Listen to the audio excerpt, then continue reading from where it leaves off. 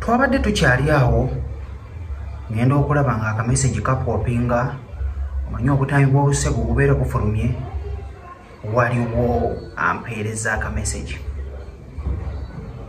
nga mwana muwala Kankwanzi Elizabeth atadde akatambi akalala ak'obusegu nga bali mu kumuzina.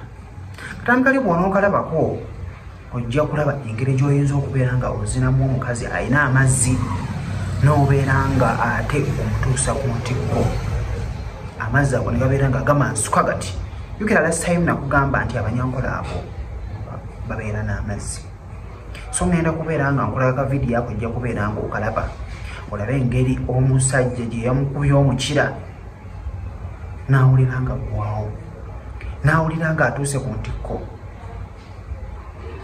So go wena ali eyo akatambi akasooka kaali nga atulaga kigambo kye naye olwaleero akatambi kafulumye nga bali mu kumuzina era ngenda kubeera nga nkakulaga ogenda kubeera nga okalaba.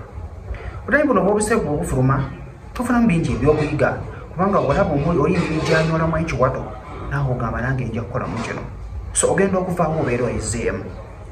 So gwenga omukyala gwenga omwami weetaaza okubeera nga olaba kana akatambi wabula wano siyinza kubeera nga nkakuweerawo akatambi ako nkakuwa nsabye enamba yange ya WhatsApp era mbeera nga nsobola okubeera nga nkola ki nga nkakuwa n'obeera nga ate okola ki nga okalaba. So gwe wenna ali eyo ogala okubeera nga ofunamu ekyokuyiga akatambi kafulumya akapya aka Elizabeth Kankwanzi buno wabulabye tewabona akapya k'osaanya okubeera nga olaba obeere ng'ofunamuko ekyokuyiga. Ko gyandamyese muto subscribe omupya mbeere bulungi mbaagala nnyo.